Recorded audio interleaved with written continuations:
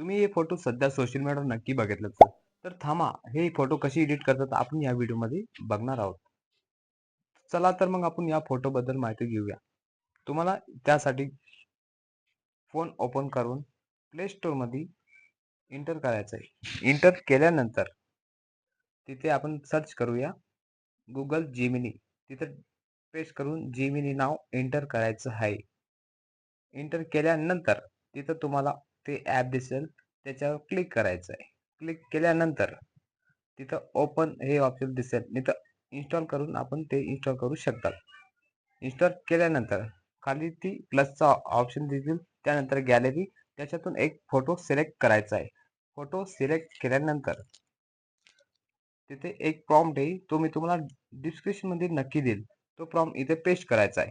Paste केल्यानंतर थोड्याच वेळात काही 30 सेकंदामध्ये तो फोटो बनेल. तो फोटो आपण थोडी वाट पाहूया.